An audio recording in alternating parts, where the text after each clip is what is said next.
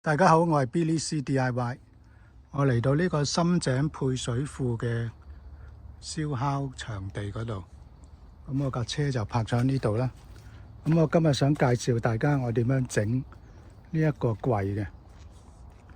而家大家見到呢一個就係我個櫃啦，喺側邊嘅。咁呢個櫃呢，整嘅時候最主要呢，我哋要就翻呢一啲車轆位啦。咁你見到呢度呢，有啲板喺度啦。又就翻個車轆位界咗一忽咁嘅，所以你可能要咧用一啲方法去沿住呢一個弧度畫翻出嚟。咁我就冇咁好技術啦，所以我就咁樣喺上面呢一度咧整咗個彎位就算啦，其他都係直嘅。咁然後呢一啲虛位咧，我就另外加啲板去封翻住，咁啊算噶啦。跟住個底部呢一度咧，亦都係啦，咁我可能畫得唔係好準啦，就 cut 多咗，咁咪要補翻塊板。咁你畫嗰陣時要畫準啲啦，又避翻呢一個車轆位啦。正式嚟做咧，你可以睇翻 Eric Enjoy Earth 呢一個 YouTuber 嘅片啦。咁其中有一條咧係講佢點樣做嗰個櫃嘅。由於佢架車咧就好玲瓏浮凸嘅嗰啲邊，所以咧佢就要咧首先畫咗佢個車嘅輪廓個邊個長嘅輪廓。咁我用一個工具嘅，呢個工具就有一個平水尺啦，又有支針啦喺左手邊，右手邊咧就有支筆啦，支筆就係水筆嚟嘅，伸出嚟就可以畫到落張卡紙度嘅。就係咁樣用呢個工具畫嘅，畫嘅時候佢要保持嗰個平水尺嗰粒珠係喺中間，保證水平咁去畫出嚟嘅輪廓先至係啱嘅。首先佢會畫喺一啲大嘅卡紙嗰度，然後佢就再將啲卡紙裁翻啱位，去碰翻落去個車嘅兩邊嗰度，睇下啱唔啱位，唔啱佢就再修整翻，就變咗依啲紙卡啦。佢就會用呢啲紙卡做模啦，去界翻嗰啲板出嚟啦。咁啲板就係個櫃嘅左右兩邊嘅垂直嗰塊板啦。由於 Honda Stepwagon 本身架車唔係咁玲瓏浮凸咧，咁我就冇跟佢咁做啦，我就自己大約咁樣令到佢個底部同個頂部冇乜虛位就算啦。呢一個就係櫃嘅兩塊側板啦。左邊嗰塊咧就係近車頭嗰邊嗰塊，因為佢係個樓底高啲嘅，所以係長少少嘅。右手邊嗰塊咧就係近車尾部分嗰一邊嘅櫃邊嗰塊板嚟嘅。咁然後兩塊板中間咧就有一塊大約90厘米嘅夾板啦喺中間。呢一個就係我個櫃同埋台面延伸部分嘅草圖啦。咁個櫃咧就係頭先講過啦，大約90厘米啦。咁我正話度咧，由外邊度係95厘米嘅。咁由延伸台面部分咧，即係搭上去嗰塊板咧就係70厘米嘅。咁啊有兩塊呢一啲直嘅板嘅，呢一度近車頭一塊啦，然後我哋行翻去車尾嗰度，車尾嗰度亦都有一塊嘅。咁咧之前講過啦，車尾嗰度呢一塊板咧，我就用埋呢一種活動嘅鉸啦，伸縮鉸啦，咁咪撳佢，就會可以將塊板咧撳翻落嚟嘅，係啦。咁咧，然後車尾呢一塊咧，同車頭嗰塊好唔同喎，因為咧車尾嗰個樓底係矮啲嘅，因為車尾嗰個地台係升高咗嘅，所以佢個樓底相對係矮啲，同埋呢度有一個位啦，俾嗰個車尾個門拍落去嘅，所以呢度亦都係矮啲嘅。你見到呢度有個弧度咁樣突咗出嚟，所以我哋整嗰陣時要小心啲避翻開呢啲位啦。嗱，然後喺嗰個架嗰度咧，我就整咗呢一個好細嘅吊櫃啦。其實咧佢都唔係真係吊喺度嘅，佢都係用一啲木啦，用呢塊木咧，最主要係呢一塊板啦，去碼住喺呢一個垂直呢塊板度嘅，然後喺度啦再加一啲薄啲嘅板，同埋一條木方去食住個力，如果唔係佢就會彎噶啦。咁下邊呢一塊板咧都係一塊，即係呢塊下邊呢塊板咧都係一塊4分嘅夾板嚟嘅啫。同我個床板一樣咁厚嘅。嗱，咁所以我哋要揾個木方去食翻個力，如果唔係就會好快會彎咗啦。咁然後上面呢啲扣咧就係一種彈弓扣啦。你見到呢一度，我撳佢咧又會夾住咗嘅。咁用咩你撳咧？用呢粒珠啦。咁你喺度拍埋佢咧，你就會撳佢，你要食住咗啦。咁呢一種扣咧就會好過嗰啲磁力扣啦。磁力扣即係一般嘅色鬼門嗰啲，一撳佢個磁力就會彈翻出嚟咁啦。嗰種扣又比較冇咁穩陣，因為你行車嘅時候左搖右擺啲嘢會撞到櫃門，撞咗下個磁力就失效，會跌晒啲嘢出嚟。咁我發覺用呢一種扣咧就非常之穩陣嘅。咁你只需要裝喺一邊就夠啦。如果唔係咧，你中間要整一條柱咧，就會阻住你擺嘢啦。咁呢邊整咗，呢一邊亦都係咁嘅，呢邊都係嘅。咁呢一啲板咧就我喺12蚊店嗰度都會揾到嘅呢啲板，又或者喺淘寶嗰度可以揾到啦。咁就要佢嘅厚度咧最少要可以俾你上到呢一啲膠嘅螺絲啦。咁呢個膠咧亦都同我個床板上邊個膠一樣，都係嗰啲叫 piano hinge 或者係鋼琴膠咁嘅。咁我會擺翻個 link 喺度啦，大家可以去嗰度揾翻啦。咁你發覺佢嚟嗰陣時係差唔多1米長，咁你要揾個電鋸翻短佢，就翻你呢個需要嘅位啦。但係你就唔使將個膠去到尾嘅，因為呢度側邊可能會有啲嘢阻住佢嘅。所以咧兩邊都留翻1寸位就方便啲用啦，同埋可以慳啲料啦。咁同埋咧呢一個咧都係用呢一種膠嘅。好，咁我當初咧整呢個膠咧係唔知點樣就位啊，因為呢一度唔知距離呢個邊幾闊。咁其實咧個答案係咧呢塊膠咧，即係除咗呢個牙之後呢一塊膠咧個面咧，其實你係同嗰個板你想佢合埋之後頂住嗰個位咧係水平就得噶啦。咁呢一度就可以就到啦。然後呢一度點就咧？呢一度都係你要同佢一樣啦。咁我初頭咧，因為如果你唔同一樣咧，你冚落去嗰陣時咧，你就會好難冚落去，佢會棘住噶，彈出嚟都未必彈到出嚟。初頭我就唔知點搞啦，又轉又揾尺度又畫。整極都唔係好準嘅，後尾咧就發現咗一個方法啦，好簡單嘅啫。我哋咪有啲雙面膠紙或者直膠嘅膠紙嘅，兩邊都可以黐到嘢嘅。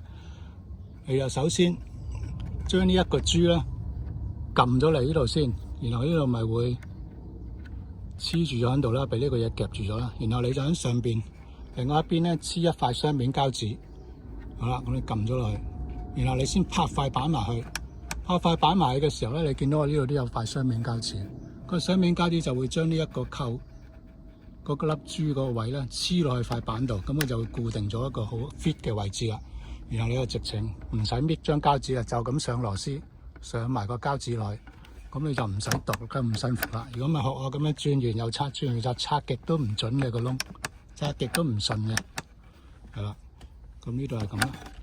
咁由呢一度咧就要注意啦，因為呢一塊木板唔係好厚啦，變咗呢一啲窿咧，可能你用一啲好細嘅螺絲上咧，佢就唔係好穩陣，會熬下就會褪晒出嚟啲螺絲。咁樣點樣整到佢穩陣啲咧？就係你擺粒螺絲落去未上盡之前咧，搽一啲 AA 膠落去個螺絲個窿同埋個螺絲個帽下邊嗰度。咁你一上實咗咧，啲 AA 膠就會幫你固定咗啦，就唔會褪出嚟啦。係啦。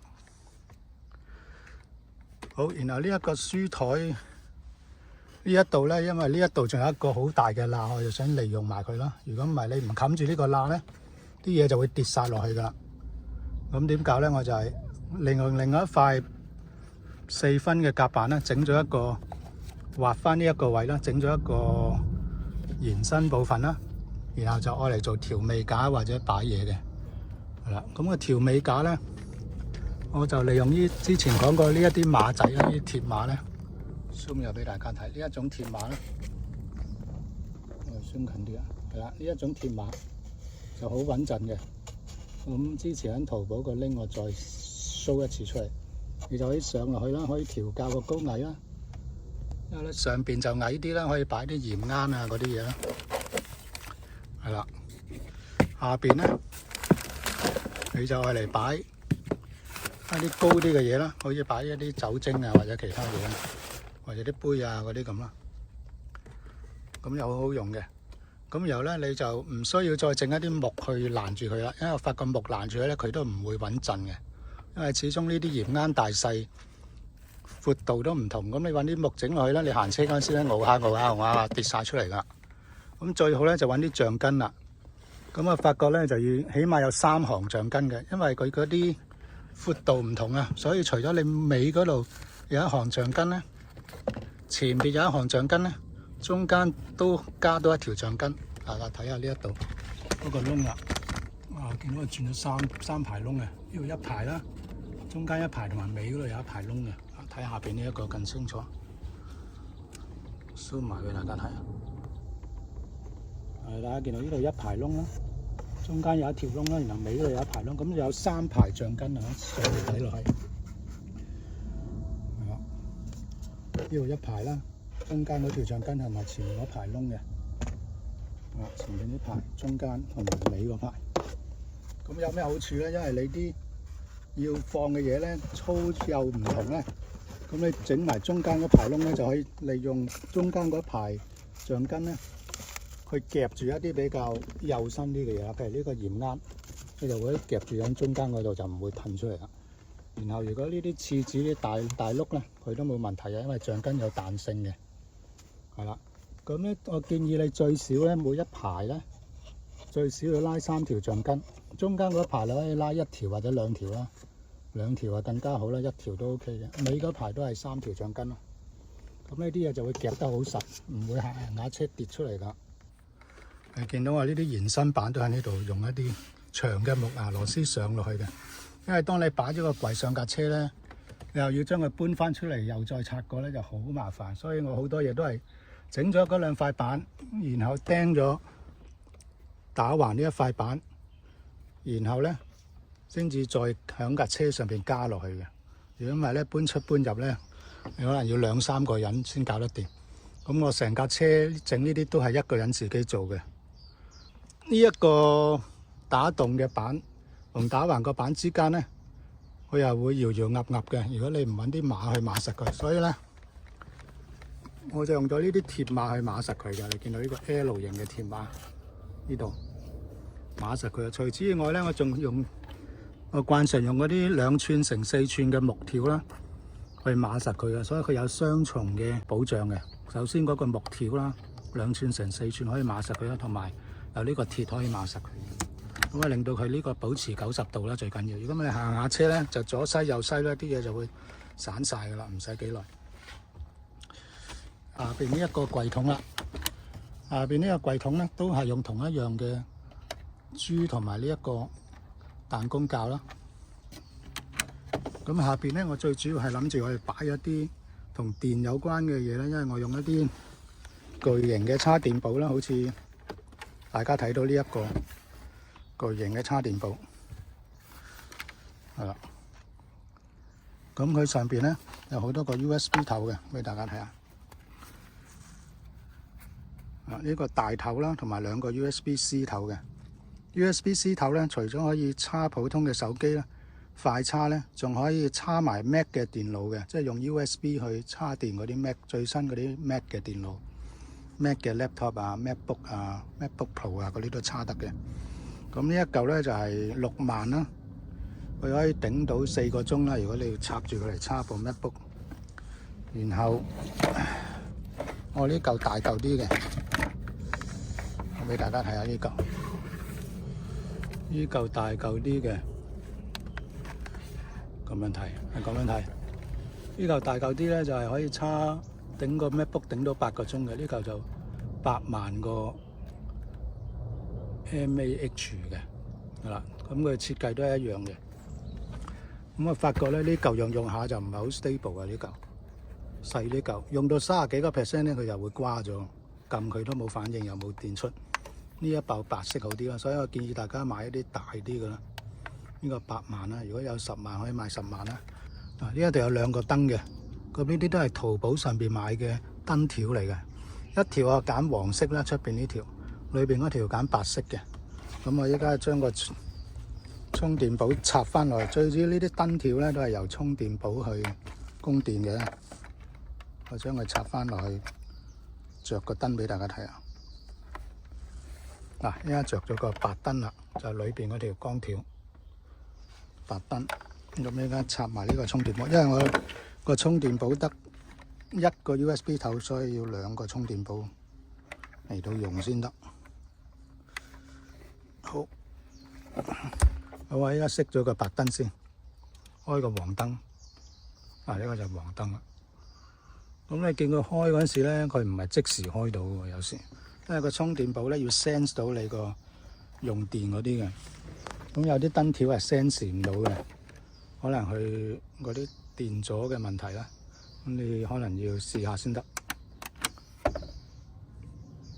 係啦，咁呢個黃色嘅燈條，咁我就將佢個燈條啱啱長過個櫃少少啦。係啦，因為我個櫃咧就得90厘米，即係0.9米啦。點解我要做得咁細咧？唔做越做越長咧？因為我發覺咧，之前講過咧，我個中排座位咧，我想唔露營嘅時候可以完全打開，成架車會維持有5個座位，連埋司機位嘅。中排就3個位，前邊就2個位咁。咁如果我打開晒咧，我發覺如果我將嗰個梳化個椅背挨到有少少斜度咧，如果我做1米咧，就啱啱頂住咗，做唔到啦。嗰個椅背變咗垂直90度，坐得好唔舒服。所以我寧願犧牲呢一度10厘米啦，將呢一個櫃咧收窄翻做90厘米嘅。咁我之前整咗1米長嘅，後尾我都要拆翻出嚟，再整翻瘦啲，整翻短啲嘅。咁啊，整咗做90厘米，依家就 perfect 啦。咁呢個又可以完全開個椅背，又可以拉到有啲斜度啦，同埋亦都唔使拆個櫃啦。當我用架車嘅時候，咁就有90厘米，其實都唔少咗10厘米，都唔係差好遠嘅，都可以煮到飯啊，正常做到嘢嘅。係啦，咁所以你見到我呢一邊，呢邊就細啲嘅呢個櫃門，呢邊長啲，因為呢啲係50厘米一個嘅，咁呢個腳窄咗少少嘅。好，跟住講翻下邊呢個櫃啦，都冇乜特別嘅個櫃，亦都係咧個櫃個尾啦，因為呢度係33厘米闊嘅個櫃個台面，咁後邊呢度仲有少少虛位嘅嘛，所以一定要喺呢個櫃嘅尾嗰度咧，用另一塊板延伸去，我而家影俾大家睇下。嗱，你見到尾嗰度咧，另一塊板，呢度有個凹位，就係延伸咗過嚟嘅。呢度係後尾加落去嘅，咁咧其實佢喺個底嗰度上螺絲加落去嘅。嗱，而家大家見得好清楚，白色嗰邊咧就係加落去嘅，黑少少嗰邊就係原本個33厘米嘅。咁點解要咁做咧？因為要封咗個窿，如果唔係你擺啲嘢就跌鬼晒落去㗎。我呢一邊咧就盡量唔擺嘢啦。佢雖然有少少位啦，呢一個咁嘅盤咧，其實係淘寶買翻嚟嘅，我打開俾大家睇。係啦，咁呢一個咧就上一代嘅，我見到呢一隻 size 已經冇得賣啦，呢就比較大啲嘅。佢新一代呢隻就比較細啲嘅，細1厘米到啦每一邊，咁可能就會適合一啲你張台面比較窄啲嗰啲人啦。係啦，咁然後咧呢一個就去水位啦，新一代嘅去水位靚仔啲嘅，即係一個波咁，你撳扁個波佢就去水。就好過呢個你要掹出嚟啦。如果你想封翻佢嚟，要就翻啲位喺側邊，因為呢啲邊邊咧，你就咁撳佢撳唔到嘅，要再屈下佢先撳得到，就冇咁好用啦。下邊呢一度咧，佢原本就冇呢一個漏嘴喎。呢一個係咩嚟嘅咧？呢一個係普通屋企用嗰啲最巨型嗰種漏斗，膠做嗰啲漏斗啦。我就剪咗佢尾嗰部分，然後用啲熱熔膠去溶咗去封咗佢啦，等佢唔好漏水啦。由呢個位咧就可以插一啲喉管啦。咁咧你可以用市面或者淘寶度買到嗰啲洗衣機啊或者洗溫碟機嘅喉管啦。咁嗰啲就用軟啲啦。我呢一個咧就係啲直膠嘅，用黑色嚟做啦，比較襟污糟啦。直膠嘅喉管都係屈得嘅，但係佢就硬性大啲，冇嗰啲接埋嗰啲塑膠咁軟，咁但係就會襟用啲啦。我哋可以就咁樣吸落去呢度就得㗎啦，好容易接駁嘅，咁佢就好穩陣㗎，唔會漏水㗎。然後呢一邊咧，我哋就套落去我呢一個污水桶啦。個污水桶咧，我就用10個 liter 嘅10公升嘅。然後我個食水桶咧，即係呢個大啲啦，就係20公升嘅。咁樣淘寶度可以買到呢一種食用級嘅水桶嘅，又唔好買一啲普通嗰啲，因為嗰啲可能係我嚟裝汽油啊嗰啲，啲膠就有問題。嗱，然後我哋呢一度咧就好簡單咁咧，只要有個窿咧，我就鋸咗個窿啦。因為之前搬個位咧，所以呢度又鋸咗一次啦。後尾就搬咗嚟呢邊啦。咁我哋喺度伸翻入去就 OK 嘅，將條喉伸入去。下邊嗰條喉向下邊伸咗出嚟啦，你擺翻入去呢一個窿嗰度咯，插翻入去咧，吸翻實呢一個，咁就 OK 啦。係啦，跟住我哋講下水龍頭啦。咁我就買咗呢一種淘寶嘅水龍頭嘅，咁啊發覺佢非常之好用嘅。咁佢呢一邊就係插電嘅 USB micro 嘅插電，下邊就係一個6個 mm 嘅嘴俾你插條喉落去嘅。咁我用呢一種6個 mm 嘅直膠喉啦，透明嘅，咁就下邊就通咗去我個食水箱嗰度咯，大家見到啦，嗰條膠喉啊。咁呢一度咧，我哋就可以將佢插翻入去，咁就可以用到水噶啦。咁但係呢一個嘢咧，就佢本身有個座嘅，但係個座好鬼高嘅，亦都冇辦法掹到落去呢一個佢洗菜盤嗰度嘅。咁我咧就用我個3D 軟件啦 ，Fusion 360啦，設計咗呢一個咁嘅座。咁有乜好處咧？呢個座就係佢呢一個高度咧，啱啱好吸咗落去咧，就可以企咗喺個台面度，然後用一個螺絲位咧上翻落去個邊度。咁我之前係上喺呢邊嘅，咁後尾發覺唔係咁好用，因為呢度喺出邊用個水龍頭嗰陣時，可能要屈隻手，即係你企喺個車出邊咁伸入嚟用咧就好麻煩，所以我就後尾改咗做中間位。就方便啦，坐喺架車裏邊用又得，喺架車出邊又可以伸隻手入嚟用，好方便。咁咧就呢度就咁吸到落去啦。你見到有2個螺絲窿啦，就咁上落去嗰螺絲窿嗰度，咁就會實淨噶啦。咁亦都咧，你可以隨時咧成個盤拎出嚟，拎去出邊用都得嘅，搬埋桶水，咁又好活動嘅。所以呢一個係非常之好用嘅。然後呢一個咧就只吸落去，佢亦都可以咧吸咗去之後，你可以轉佢啦，轉左又得，轉右又得，好方便嘅。係啊，咁呢一個用嘅時候咧有2個掣啦，一個就係撳一撳就開，撳一撳就閂，呢個就冇計時嘅。另外呢個600 ml 咧，佢就會計時嘅。佢個泵去到某一個秒數咧，佢覺得係有600 ml 咧。咁佢梗係唔識得 sense 啲水位啦，佢只不過係計時，計到個流量，然後到某個秒數佢就會停噶啦。咁我試過都裝一啲細嘅水煲，都係裝到1半多啲滿啦，咁就啱啱好咯，就唔使驚漏水 overflow 啊。係啦，咁裝落去咧就係吸翻呢一個啦。我而家裝俾大家睇啦，吸實咗 ，OK。呢度就用螺絲釘、螺絲批上翻個螺絲窿，上翻實佢啦。咁又 check 下下邊嗰個直膠有冇即係過分屈曲折埋咗啦，如果唔係啲水又出唔到嚟。令到佢可以，就算佢要轉彎都好，就唔好折埋啊，唔係啲水又去唔到啦。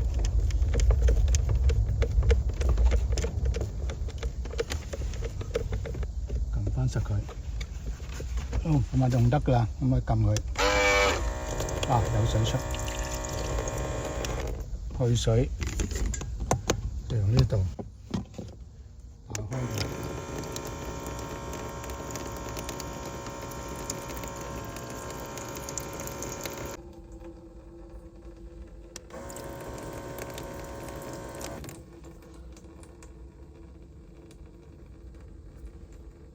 跟住落嚟，我哋睇下佢點樣去令到呢一個櫃咧係行車嘅時候唔會左搖右擺嘅。咁之前都講過啦，整張床嗰陣時，我哋有一條長嘅木方去碼住呢一個窿咯。呢個窿可以俾你碼住啦，頂住佢啦，個長度啱就咁，佢就可以碼住咗呢度就唔會喐啦。咁另外咧就當佢碼實咗之後，你用螺絲釘鑲住落個櫃嘅腳嗰度，咁佢就唔會喐啦。好啦，然後點樣防止呢一個咁高嘅櫃身喺度左搖右擺會跌埋落嚟咧？我哋就用呢架車上邊咧，呢一度咧係有一個第三排座位嘅安全帶嘅扣嘅。咁我哋就揾個鐵線喺度屈一個圈啦，然後利用嗰條普通晾衫架嘅鐵線嚟嘅啫，係好粗嗰隻。然後呢度咧整一個圈啦，亦都用螺絲上咗落塊板，咁佢就會碼實咗呢邊，唔會左搖右擺啦。好啦，個櫃嘅另外一邊咧，亦都係咁啦，我哋都係用同樣嘅辦法啦。呢度亦都有中排座位嘅安全帶扣啦，咁又唔阻礙個安全帶嘅呢一個扣，即係你可以碼條鐵線落去咧，唔阻礙佢運作。然後你就好似呢一度咁，俾個燈條遮住咗，係上一粒螺絲落去固定佢，咁順便呢一個鐵線多出嚟可以勾住啲燈條啊，或者點樣，咁就防止咗左搖右擺啦。咁然後第四個方法咧，就係呢度下邊啦。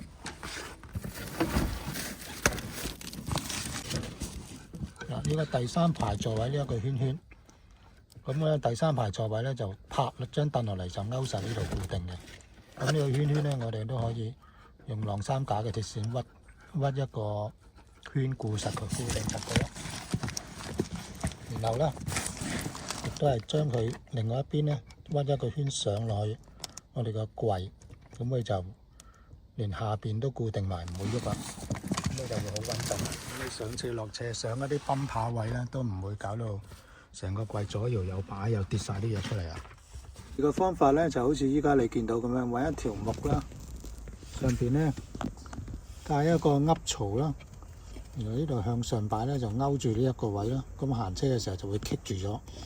然後呢度用一個 L 型嘅鐵咧碼翻落去我哋呢一個櫃嗰隻腳嗰度，咁佢咧就會好穩陣啦。咁由於呢塊木咧，佢啱啱好 fit 到冚呢一個圈咧，佢亦都會限制咗佢左搖右擺嘅幅度啦。咁佢亦都會令到佢唔會向上跳啦，因為已經卡住咗呢度。咁亦都限制咗佢前後喐啦，因為又係卡住咗呢度啦。咁所以呢一個有個鎖住咗3個方向嘅。咁呢一個做法比用鐵線係好好多，因為鐵線就只可以限制佢前後喐嘅啫，左右喐係限制唔到嘅，上下喐都係某程度限制唔到嘅。咁我就呢一個方法比較穩定啲咯。驗車嘅時候咧，你只要拆翻呢啲嘢出嚟，就成個櫃可以拎走噶啦。我會介紹點樣做呢一個台面擺落去我哋個櫃度，等佢可以延伸到超過1米嘅台面嘅。上次講過啦，個櫃係0.9米，即係90厘米啦。咁然後我哋點樣可以用多啲台面去做嘢咧？首先我哋係用咗呢一種扣，喺淘寶有得買嘅，我將條拎喺度板度。咁佢有2部分啦，一部分就係個弓嘅部分啦。呢度就有一個 L 型嘅鐵啦，咁可以碼落去個板度嘅。咁你固定好個板之後咧，你就可以咧擺上嚟啦，然後就翻個位啦，就固定埋嗰個乸嘅部分啦。咁咧就一塊打橫彎彎地嘅鐵啦。咁呢一度有個位咧，就可以俾你嗰個弓嘅部分插落去嘅。係啦，咁由你固定好咧，即係試啱個位咧，你就可以上螺絲啦，上實佢啦。好似之前咁講啦，你可以利用雙面膠紙去暫時固定啦，就會幫到你嘅。即係呢邊貼雙面膠紙，咁你固定好個位咧就貼住先，然後先至慢慢上螺絲，咁就好過你又要度位又剩，咁又要 mark 位㗎嘛。咁就包冇衰嘅。咁你咁樣拍咗落去咧就穩陣噶啦。好啦，咁呢一邊又點搞咧？呢一邊咧，等我哋拉開呢塊布俾大家睇先。拉開咗塊布啦，咁你見到呢一個座位咧，呢一度係咁嘅樣嘅。而我咧就設計到呢一度有塊板啦，同埋呢度有隻腳，啱啱 fit 到落去呢一個位嘅，show 俾大家睇下。呢一度咁啊 fit 到落去嘅，咁我而家拍翻落去啦。你見到咧，啱啱呢度咧就個高度啱啱頂住呢一個腳啦，呢個膠腳。而呢一邊咧，因為佢凹咗落去呢度，亦都做一隻腳。有一種水平尺就係呢一種啦，佢就係即可以量到一個方向嘅水平，係呢種。